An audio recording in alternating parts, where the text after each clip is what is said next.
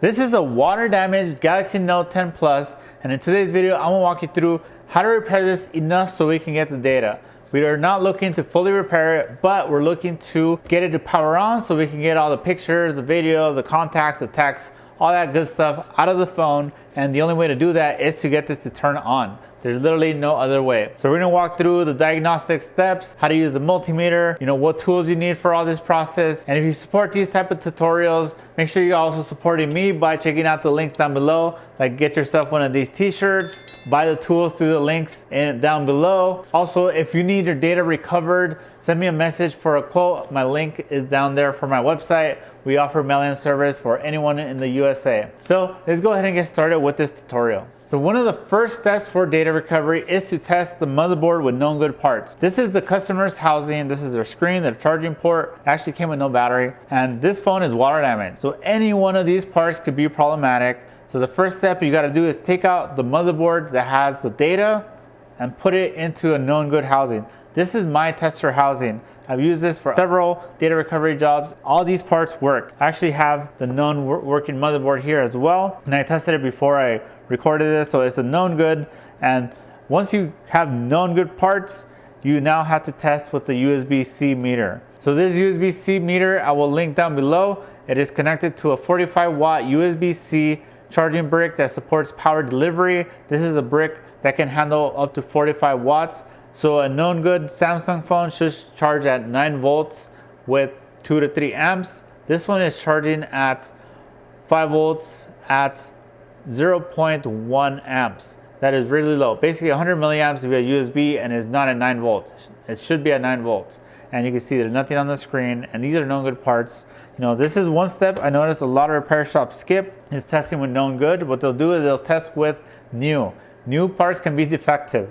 I see it all the time in our repair industry because we don't have direct manufacturer support. We have to buy from third-party vendors, and they have to buy it from who knows where, and there's a lot of defective parts that we have to deal with. So what I do is I buy complete working phones like this one, and then I use them for data recovery. So we have tons of different models in stock, and I think this is why we have such high success rate with data recovery, is because we focus on the fundamentals, known good parts, and that means known good, meaning someone has tested it and it's confirmed to be working. So now that we've tried the USB meter, one of the other things we got to do is test with a DC power supply. Now this DC power supply is no longer available, but any should work. This is the mini DC power supply that is fixed at 4.2 volts, 4.169, and then the green is the current draw.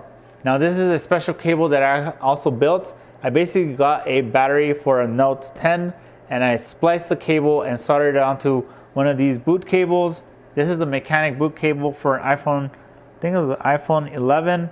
And essentially there's basically power and ground on here. So when you solder those to the power and ground of the battery connector, you've now created a boot cable for one of these.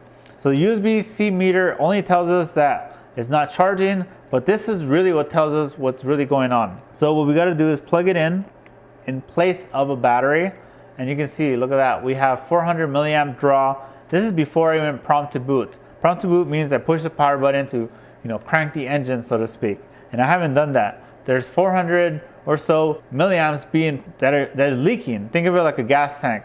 The gas tank, if the car is off, the gas tank should stay, whatever. Let's say you have 15 gallons in your gas tank consumption should be 0. There's no consumption. This one is leaking 450 milliamps worth of gas on this board without anything happening. So that is a problem. When you crank the car, you're gonna consume gas, and there's gonna be normal consumption of gas. Same thing here. There should be some consumption after we boot, but in this case, it is pulling current without anything. Well, now I could try prompt to boot, but usually when there's a short before prompt to boot, you can't really prompt to boot anyway. Nothing's gonna happen. So I'm pushing the power button and nothing happens. What this means is we have a short. Most commonly, when you have a short before prompt to boot, meaning you have current being drawn before we prompt to boot, it means there's a short on a main power rail. And on Samsungs, I don't know what it's called, but on iPhones, it's basically called VCC main or VDD main. And that's kind of where my name came from. VCC board repairs. You know, we do a lot of VCC main shorts. So today we're gonna go through finding the short on this one. Now that we determined that there's a short on the motherboard, we're gonna take a look to see where's the water damage at, and then see if we could locate the short. This board is actually not too damaged. Now you can see lots of corrosion around the battery connector, which is this one. There's corrosion here. And this appears to be the screen connector. You can see some corrosion in there as well. This is not good. We're gonna need to replace that as well. So there's obvious corrosion here. You can see all that gunk. So I'm using a polarizer light, which I will link down below as well. Yeah, you can see the pins. So this is what the problem with water damage is. A lot of people ask me to repair their water damaged phones, and we do not offer that service. Let's take a look. There's all sorts of problems all at the same time, and it's just not worth the effort to repair a water damaged phone. And the problem with water damage is it's just a constant attack on the circuit, on the boards. So although sometimes you can fix a board with water damage, what you can't do is stop any invisible corrosion, meaning like there's corrosion under an IC or something that could be eating away at it and then eventually kill it. So essentially what will happen is you'll fix it, and then a week later, then the camera stops working. You fix that, then a week later, you know, Face ID stops working. And just a constant, you know, basically, you know, kind of like what I said is there's just constant attack on the different circuits, and you don't know where all the damage is, and it's just not worth it. It's way beyond. And like 99% of cases, water damage is just everywhere, and there's no real way to fully fix it. So you can see some corrosion here, some corrosion here. You know, and then once you do enough of these water damage jobs, you'll learn the spots where the corrosion tends to build up.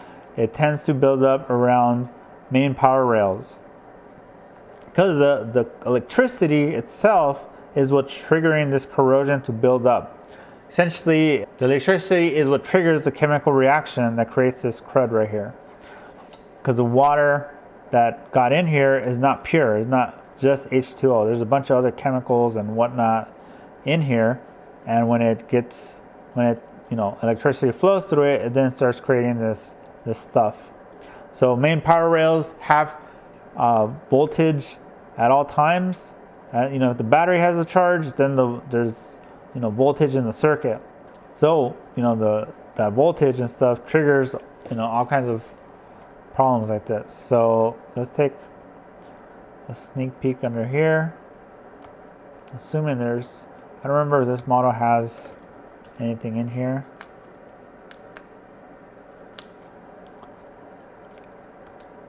I mean, what I mean is, I don't know if this sticker is gonna reveal a hole inside the shield.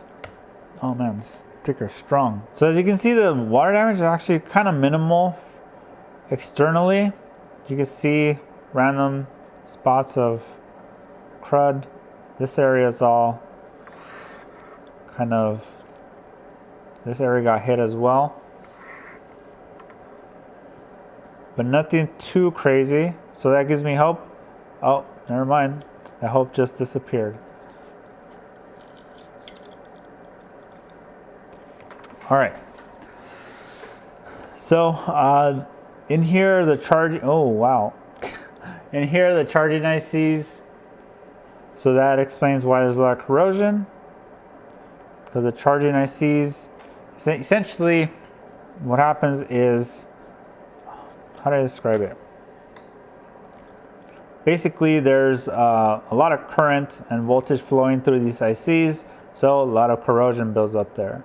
So let me see if I could pull out the shield so I could take a look inside in this area. So these are Special Mechanic brand pliers. that are designed to make it easy to grab shields and lift them. As you can see, now this does take practice. You gotta hit the right angles when doing this, otherwise you can probably damage a bunch of components.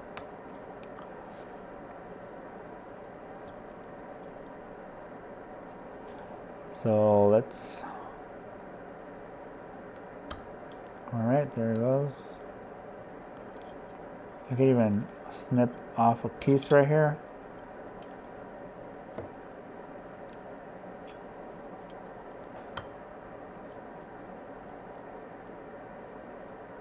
All right. Essentially, you gotta lift it straight up with the, like here's the section that's connected and I'm making the force go straight up. If I go at an angle, you're gonna probably damage a bunch of components and risk even potentially losing the data. If you break the wrong chip, there goes all the customer's data. So let's see, did I damage anything with the shield? No, but take a look at all those components right next to where the shield was soldered on. So any wrong move could have knocked off a resistor or something and then prevent no power after you fix the water damage. So as you can see here, this is all clean removal. Also, this is the UFS, the storage chip, and this is the CPU and RAM. The CPU, I mean the RAM's on top and the CPU below it.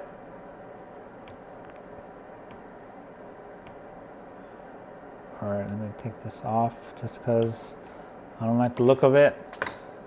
You know, we have lots of years of experience doing these things, and highly recommend if you're gonna, if you need your data recovered, go with someone reputable, someone who has 5-star reviews like we do. You can read all the data recovery reviews on Google. Just search VCC board repairs. We're listed on Google. Now, I'm not on Yelp. I am on Yelp, but the problem with Yelp is if you don't sign up for their ads, they'll essentially delete a lot of your reviews. I have like at least 10 reviews on Yelp and they're all hidden. So when you look me up on Yelp, it shows as 0 reviews. And then you go find the hidden ones and you see all my customer reviews. And they claim the algorithm flagged them as problematic, even though they're real reviews. So I don't even tell people to leave me reviews on Yelp anymore. I don't tell people to look me up on Yelp or anything. I used to use them when I first started doing phone repairs, and I signed up for their ad program because I was new. I had no leads, so I figured $300 a month was worth it. A few screen repairs will cover the cost of the leads. And then once, like a year and a half later, once I finally canceled, they deleted like almost half of my reviews I had built. So I had almost got to 100. I think I got like 70, 80-ish. And then I canceled my ads, and then like within a 1-year span, like all these old reviews disappeared. So it brought me down to like in the 50s for no reason. They just claimed it was the algorithm detected they were problematic, and they had it did its thing. All right, so right now I'm just kind of cleaning off this visible corrosion. I'm using isopropyl alcohol with a toothbrush, a kid's toothbrush. Although this is just to clean off the external corrosion, it's not going to solve my issue of no power. This is what I like to do as the first step, just to kind of get that out of the way. So I know also, because I concentrated on these areas, I remember where the corrosion was. Plus I have this on video as well. So I can always go back and rewatch where was the corrosion at. Now there might be some corrosion under the shield. Problem is the shield is difficult to remove using the pry method with my tool. There's no easy way to grab it. Let me see, let me try. Oh, this worked here. Let's see if I could pull it all the way off.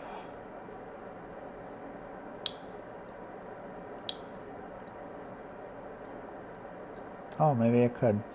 I know in some models the shield is a little trickier than this.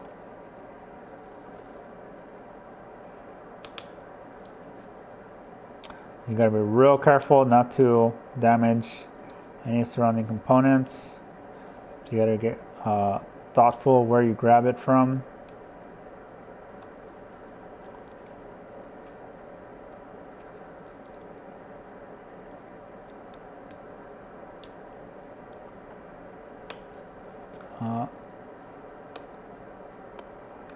Now you could also use hot air, although that also has its own risks, where you could, overheat something.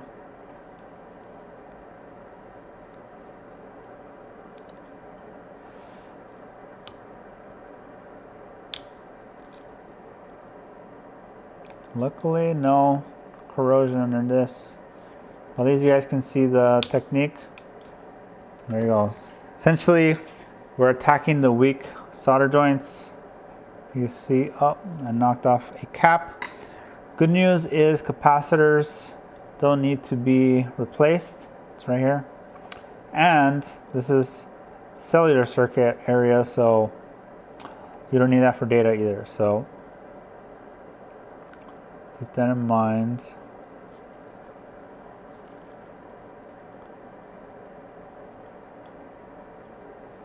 Yeah, that was the only collateral damage. One way to confirm is the cap. This should be basic knowledge for anyone doing data recovery. If you don't know this, then probably shouldn't be doing data recovery. So caps are typically parallel to ground. Oh, there might be a filter. So what you'll find is one side you'll get a diameter reading, like this one I get 495. You see it there in the top right of my screen.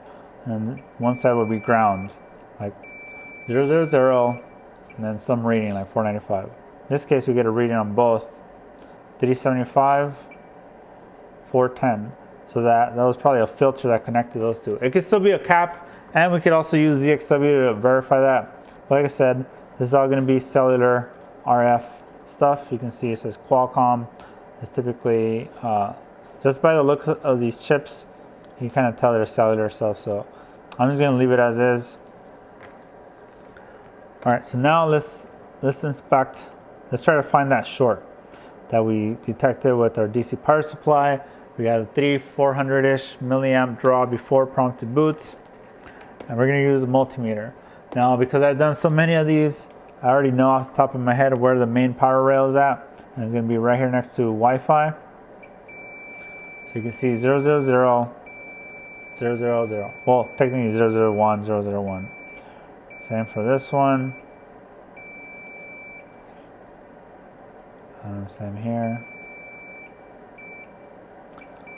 Yeah, so you can see the corrosion there, corrosion here.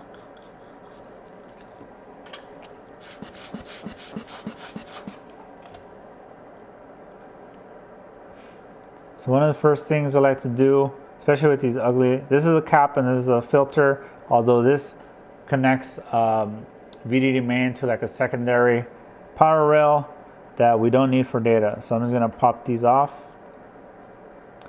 Can I? Oh, there's too much underfill there. So I'm gonna have to use some hot air. All right, so I'm gonna set my hot air to 250. I'm gonna clean out this underfill. This is like a rubbery clear substance. And just literally just flick them off. And one of the things is when the capacitor is parallel to ground, meaning one leg is on ground, the other leg is on circuits, they're not required for data. Meaning it doesn't affect the function of that circuit because it's not in line, it's parallel. Let me know in the comments if you want me to make a quick video kind of explaining the difference between parallel and series. It's a very simple concept. Or I'm sure you can find a million YouTube videos on series and parallel circuits. Oh, look at that. So now we have 774 ground. What on this side? Okay, so looks like, if you remember just a few seconds ago, we had short on both sides. Now we have a short on one side, which is most likely ground. Oh, let me touch it. All right, 783 ground. OL meaning no connection, ground. And what about these over here? All right. So I know for sure this is the main power rail that is shared with probably this side. One of these is true ground, one is the shorted rail. So we did not clear the short we cleared one short, but not what we need. You see 001. So I can bet you it's gonna be, oh look, another broken components that I just spotted. Let me get rid of it. I can see, just visually I can tell that's ground just because like this side is connected to a trace that goes to there. This side is connected to this weird rest of the plane. So we could ignore that. Oh yeah, let me clean up this area too.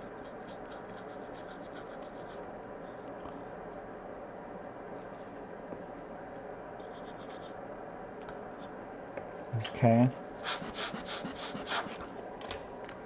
Also, let's check the battery connector. 0, 54. So you can see this is going to be ground, but the positive side gives me a higher reading of 0.054. So there's definitely a short on the circuit as well, although it could be a shared, it basically shares the same circuit as the main power rail, the battery connector. They connect to the charging IC. But let me get this cap off as well. We don't need it, and it looks a little ugly. That'd be funny if that was it. All right, no change. 54 still. All right, so I bet you we're gonna have a short somewhere around here or somewhere up here.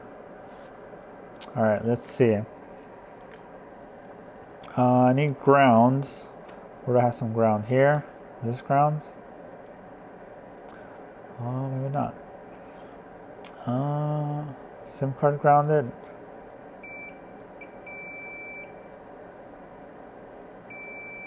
Yeah, SIM tray is grounded. So let's see. Not shorted. Not shorted. Not shorted. Okay, let's focus over here. No shorts here.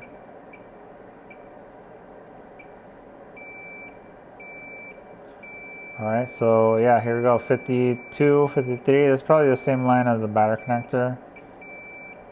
This is a coil, so it cannot be shorted, but it is connected to the shorted circuit. Because this is in series, and it's basically in line.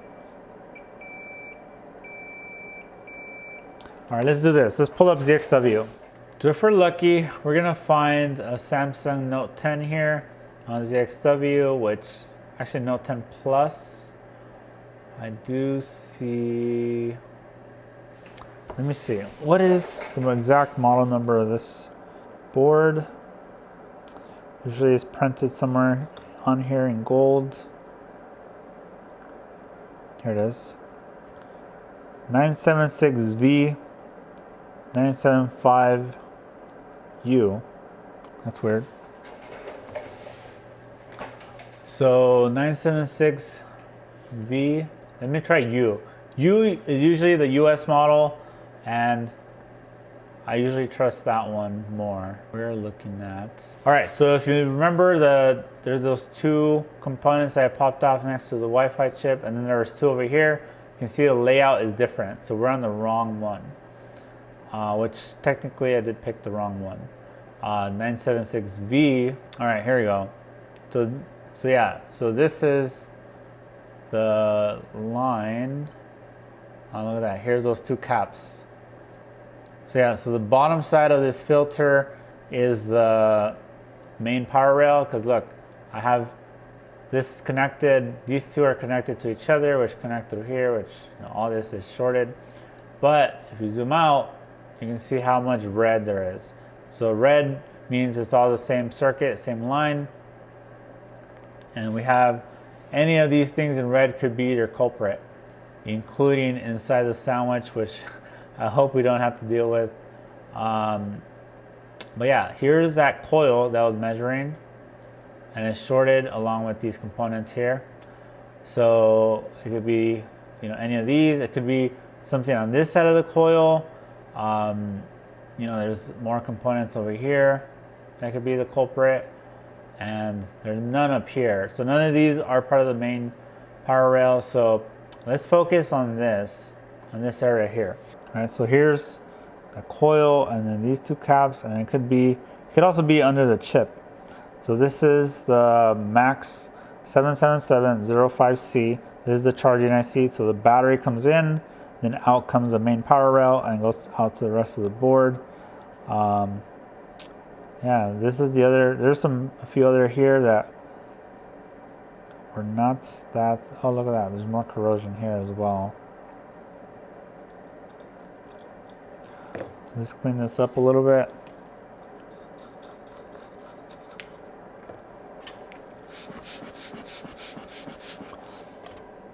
Just to confirm, there's the shorts here. Obviously on the other side of the coil, along with the rest of the circuit.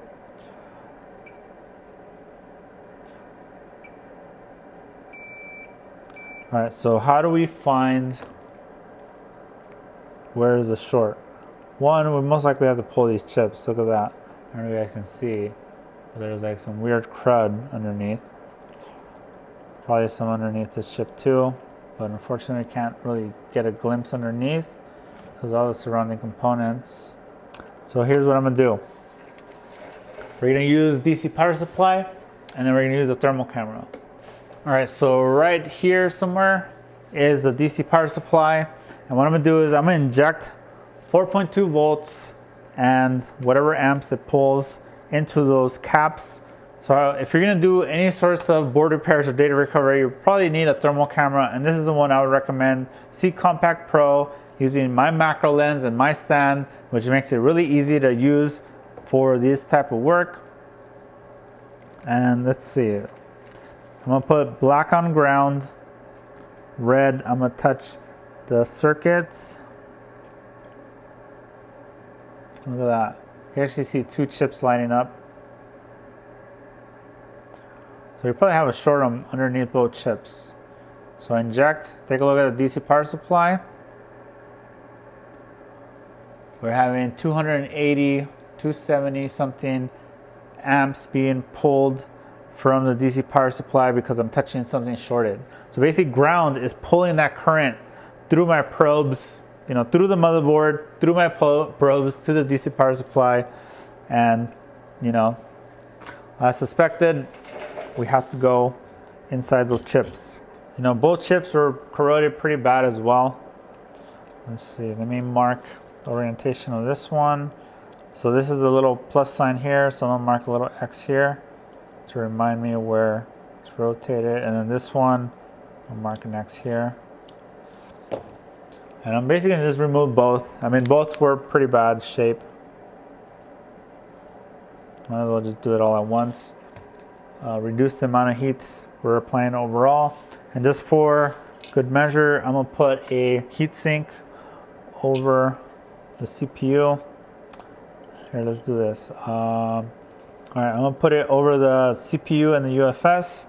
We're gonna pull both of these chips and see if we can maybe reuse them. If not, we'll have to replace. So let me heat it up a little bit, spread the flux, and then let's go to 380 Celsius with 50% air.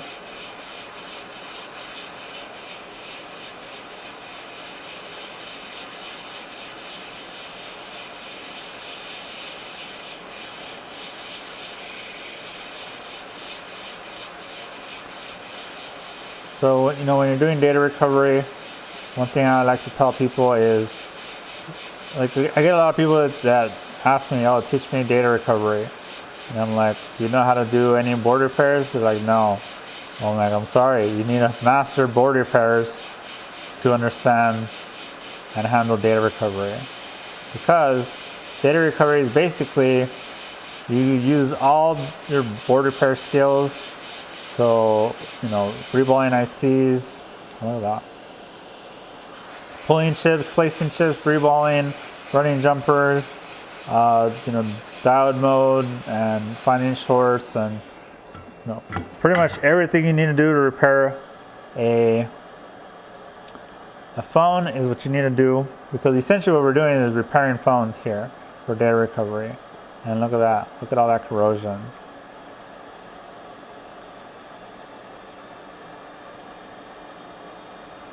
Right, we're just repairing these phones so they turn on. So you basically have to master that. And pretty much once you can do all the skills to do just regular micro-soldering repairs, then you just gotta do all those at once on data recovery. A lot of times you gotta replace a bunch of chips, reball chips, run jumpers, and all sorts of stuff.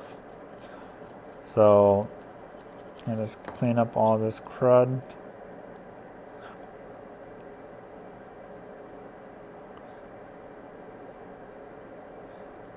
Now there is other types of data recovery like hard drives, forensic stuff, which is basically just buying expensive software. But when I say data recovery, I'm talking about, you know, iPhone, Samsung, Android, smartphone data recovery, even iPads stuff, smartphones or mobile devices. That's what I specialize in and have years of experience. Even trained tons of people on this in our course. So you're looking to learn micro-soldering, just basic stuff. We have a course for that. If you want to learn more advanced stuff like this, with you know, live training calls, check out the links down below. You know, whatever level you're at, we have something to get you started. So I think I'm trying to debate, should I pull this from a donor, because I need more donors. Speaking of, if you need to buy iPhone donor boards, great for practicing, great for picking parts off of. Check out the link down below.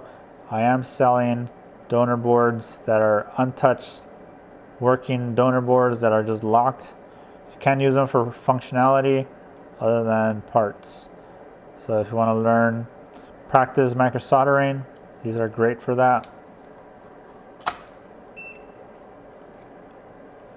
Prices start at $10 with $5 shipping, and the more you buy, the better discount, because you get, buy 5 you get free USPS, buy 10 you get free priority shipping. All right, let's do that here.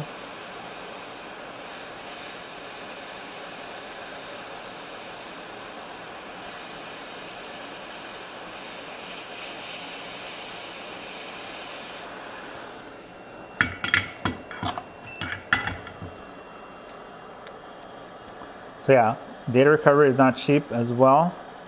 So, you know, some people are willing to pay whatever it takes to get the data, some are not. So keep that in mind. It's gonna run you several $100s as of this recording. You know, simple economics, supply and demand. You know, the more demand I get, the higher I have to raise my prices so I could keep up with the demand. But right now, several $100s, and contact us for a quote.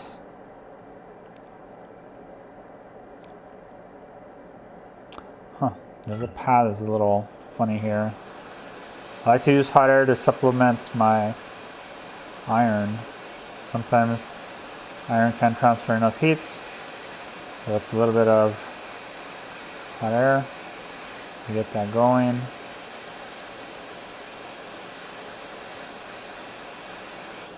Also keep in mind, you typically only get one chance for data recovery. So I know some people, you know, get shocked by the price, so they just find someone cheaper who does it for like $100, $200, even less sometimes. And then they can't figure it out because obviously if they're good, they would value themselves at a higher price. And what happens is they do all kinds of work to the board with no idea on what's going on. And then when it comes to me, I'm basically stuck with a rabbit hole. And essentially I basically get left with no choice but offer a CPU swap, which is even more expensive. And now, you know, the customer try to save a few bucks, and now they're stuck having to pay a lot more. So always keep that in mind. You know, most boards can be fixed for data. As long as no one touched it, there's always a high chance data is, you know, doable at the lower standard pricing. We have to do CPU swap. Now we've gone to the nuclear option. Pretty much a Hail Mary type of situation. And look at that, 276. Remember, this was giving us a short, 276. Now, I think I probed it around here as well. Yeah, no shorts detected. All right, so now I got to replace these chips. I wonder, do I need this one? I know where to get the other one, so let me get that from a donor. All right, so this is a chip. So this is one of those situations where somebody else tried to, this is an S10 plus, no, S10. It's one of those situations where, you know, I think they had several shops try to get data, and they did all kinds of stuff to it. Like this chip right here, actually was just off the board completely. And that tells me a lot. This chip is missing. They're probably trying to track down a short somewhere else. And a lot of people get trolled by this chip because sometimes it'll heat up even though the short is not under the chip. They also like wrecked the pads, so I had to like UV mask and stuff to rebuild them. Yeah, here's the chip. This is a brand new chip that I put on there that I was trying to fix, and now I'm stuck having to do a CPU swap on it later. But I know that chip is still good, so I'm going to use that for this one here. Now because the pads, no, they're not even. All right, so what I'm going to do is reball this chip.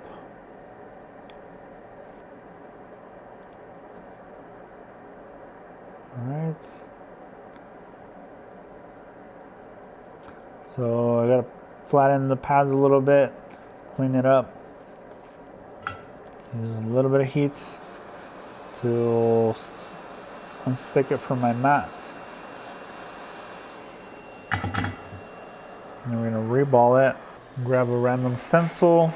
I don't have a specific stencil for this, so I'm just gonna grab this other stencil. Oh, this is Samsung, so I might find the specific cutout for it. All right, so I need this, but larger. All right, this stencil is not gonna work. This is a S21 stencil, which should have it listed here. So one thing I like to do is basically line it up and then scoot down one, make sure no hidden row, go right, no, go left, no. So this has the right amount of holes for the reball. I'll put some solder paste. This is 183 solder paste. This is for pretty much 99% of reballing. We're gonna go to 330 and I'll see a bit of trash here. And just heat in circles. It's a small IC, so it'll form really fast. Look at that. There's the solder balls. Go ahead and poke it out. Let's get it out of here. And then real quick, pour it into cleaner stencils so that next time I can just use it.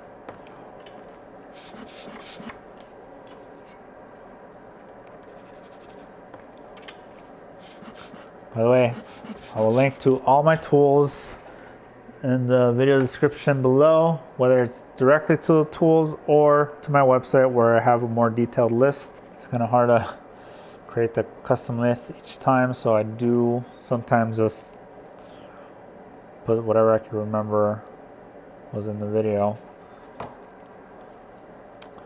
Alright, so I'm going to place it and make sure it's aligned. The dot matches with this. And then nice thing about Samsungs is they do come with the alignment arrow here.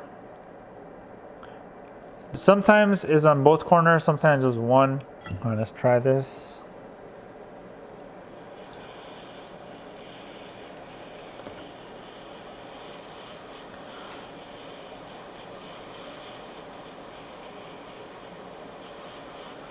All right, I'm using really low temps, 330 and 25, just so I can get this party started with the soldering, and I'll bump up the temperature later.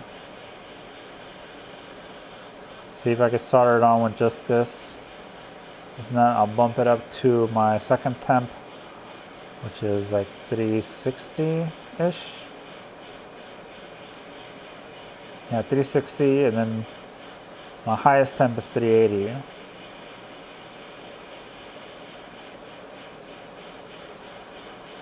Alright.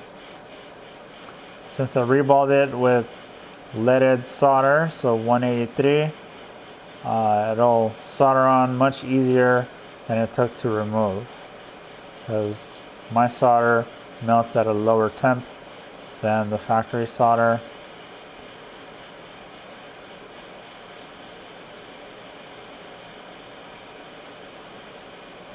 With that, I was able to bump it and it snapped right back in. I think we're good. Although because of the low temp, I just want to make sure I fully heated it. I think that's going to be good. So now you can see how the alignment arrow or marker works. Alright, if you remember, this is the coil area in question earlier. We're in diode mode again. Still no short. Now the reading is going to be lower because it was hot, but you can see it's slowly climbing back up. So as it reaches room temperature, it will give you a normal reading. Now one thing I'm curious is, do I need that chip for data? So for now, let's try it without it. So if we get any signs of life. Also, what we can do is check the consumption on the DC power supply. So if you remember before, we had 400-ish current draw before prompt to boot. Now we have, we still have a short somewhere. We have 103 milliamp short for prompt to boot.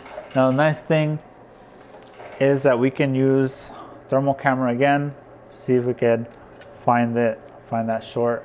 All right, so we have 90 something. Let's see if we could just scan the board for any signs of heat.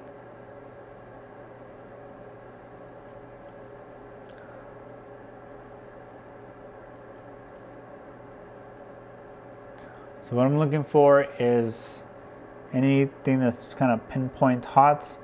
Now, metal things do look hot on the screen. Another thing I like to do is turn on and off the DC power supply, see if I can spot anything pulsing at me. Oh, look at that. Well, it could be the battery connector. See that here? On, off.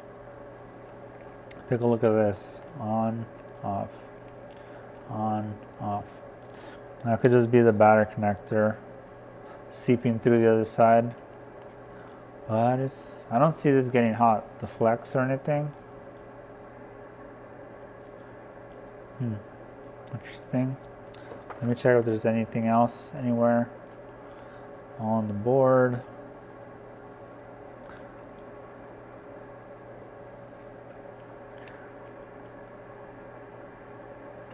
Okay, so the current draw is pretty low. I'm gonna try something crazy. So if I prompt to boot, I get what appears to be a booting current draw. So maybe this phone will boot. Sometimes you can get away with small current draw before prompt to boot. So let's see. Now the connectors are kind of wrecked. Let's see if we get anything happening. Let's do this. Let's plug in the charger. I doubt it's gonna charge because that charging flex is messed up. Oh, look at that. Oh, look at that. Well, you can see the difference. Before we were getting 5 volts and then 0.1. Yeah, 5 volts. Oh, restarted. Is it restarting to 9 volts? Yeah, look at that. 9 volts, 1.2, so total 12 watts. Now, why is it in recovery mode? I'm just gonna reboot the system.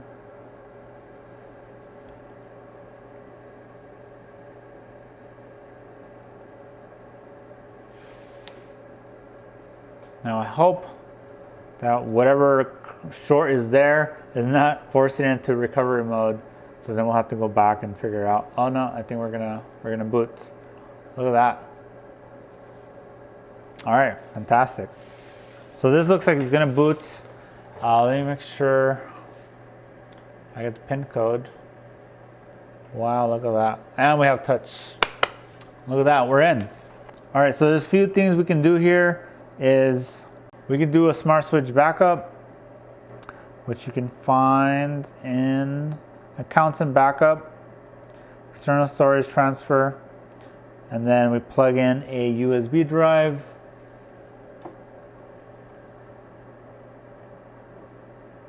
I like to go to battery and device care and then go to storage and just see how much data is actually on here. Now this screen is messed up. I can't really see that, but I do see they're using 256 gig phone and it has 247 gigs used. So there's gonna be a lot of data. We're gonna need a 256 gig drive and we're gonna have to back up all of this. But it's doable, and pretty much so far I see no signs of this being unstable. I think I can get data the way it is right here. So one thing we learned is this chip, the secondary chip that I removed, is not needed for data. So that's another thing about data recovery, is sometimes we just gotta take things off in order to get the device to boot, and this is why we don't consider these repairs, because the repair would require the cameras to work, Wi-Fi, cellular, all sorts of things, vibration, sound. There's like a million functions on these phones, and if we cannot get everything working, then the customer is going to be disappointed. So this is why we do data recovery only. We just fix it enough so that we can run a backup, whether it's Smart Switch, iTunes backup, or use a program like CoolMuster where you can plug in the phone and pull the data. So I will link to CoolMuster down below. I use it a lot for Android data recovery. Not so much for Samsung, just because most Samsung users have a new Samsung phone already, and doing a smart switch backup is way easier. Thanks everyone for watching. I appreciate you guys who stuck around here for the full video. Let me know down below in the comments what you guys learned. One thing I learned was, like I just mentioned, this chip that I removed is not required, just the charging IC. If you want to support the channel, get one of these t-shirts, join my locals community, join my course, buy whatever is down below in the links. All that helps out the channel. The more support we get, the more videos we'll make like these, and then you guys will benefit because you can now learn how to do this type of work. And if you need your data recovered as well, even if you're a repair shop, we do offer B2B pricing for repair shops, which is better pricing than what the end customer has to pay. My website is down here. It's actually in the middle of the screen at the bottom. And appreciate all you guys. I'll post my other water damage data recovery job down below as well. Share this video, smash the like button, and I'll see you guys in the next video.